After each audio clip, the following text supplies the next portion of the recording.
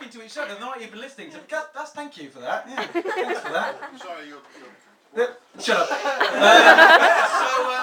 I've heard a lot of really cool things tonight about people talking about their past gigs and everything, and that's been really cool. But I've been thinking about over the past few days about what I'm going to talk about. I don't want to hit you with great jokes, which obviously I'm capable of. What I'd like to do is just think about something which I think is similar to a first gig, which gives you the same sensation of that being out of your comfort zone.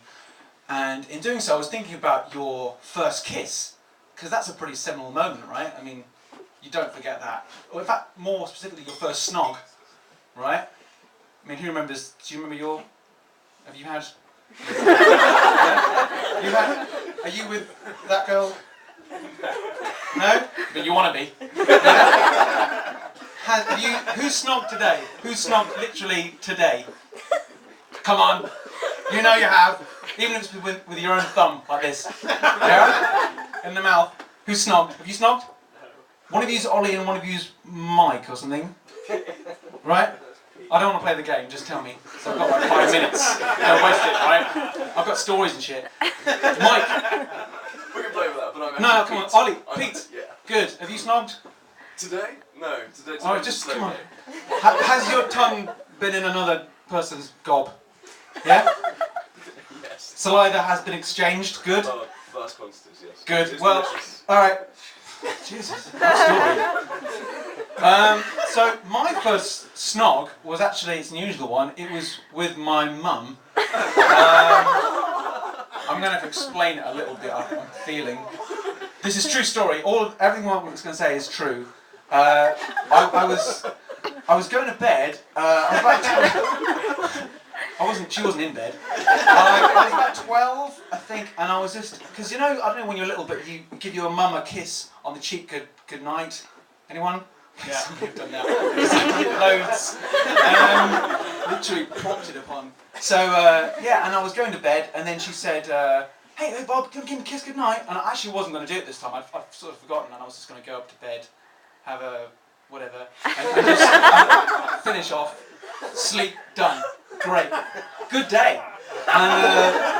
And then she called me in. So I went in and then I sort of approached her and she presented the cheek and my stepdad was sat over there watching telly. Everything was normal. Nothing's wrong. Okay? I shouldn't be suspicious.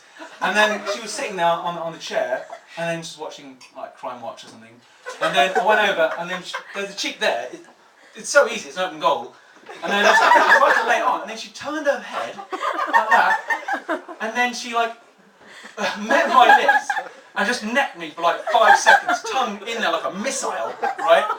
And I was just well stunned. Obviously, when you're 12, what do you say to that?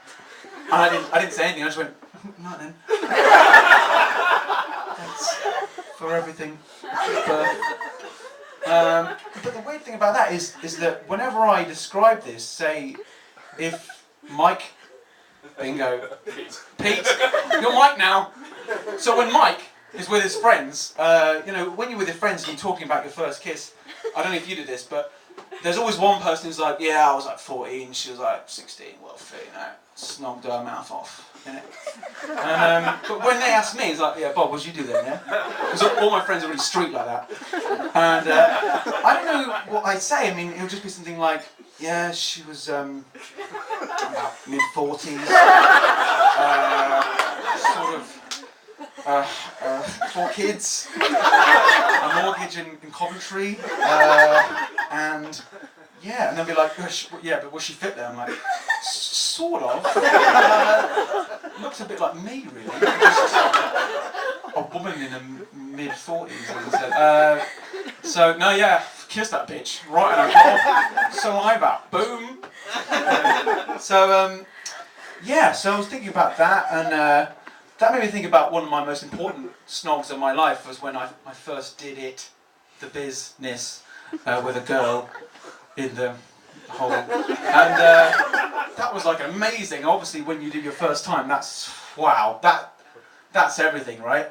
And but it's probably more memorable for me because of the kiss, because I was there and we were rolling around on our bed, and then we started kissing, and then I think we must have clanked teeth or something because something made me want to laugh, and so we were kissing like, I'm not really good at kissing anyway. I think I'm better now, but I'm still not great. I've got work to do.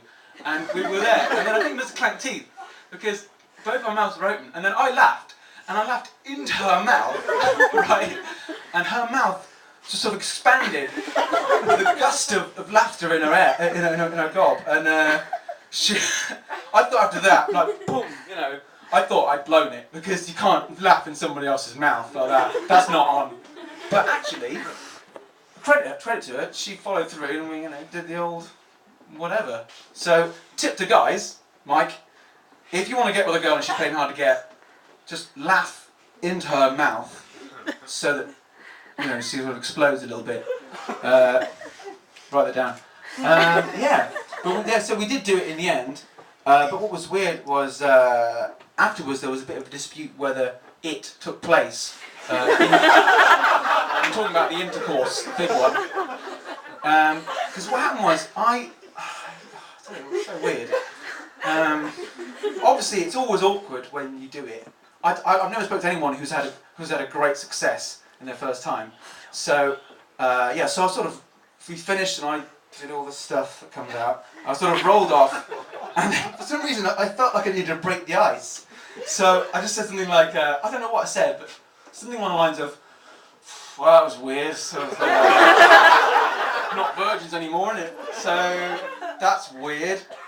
What do you think? And then she said, honestly, I swear this is truth. She said, yeah, well, no, yeah, I mean, you're definitely not a virgin, but I think I still am. I just felt like, what? How could I have? How is this possible? How could I have? Because honestly, I swear, I promise you, right, that something went in. It's hazy now because it's like, but I'm pretty sure it went in. And then, so immediately when she said that, I felt a bit angry, like I was challenged. So, I mean, I just wanted to counter what she said. I felt really compelled to be sexually active that moment. But unfortunately, as every guy will know, seconds afterwards, you are useless sexually. So I was unable to offer any satisfaction. And she basically stole that moment from me, really. So I'm almost really a virgin right now. Yeah, I guess I am. So, I guess I am. Because I never did it the first time.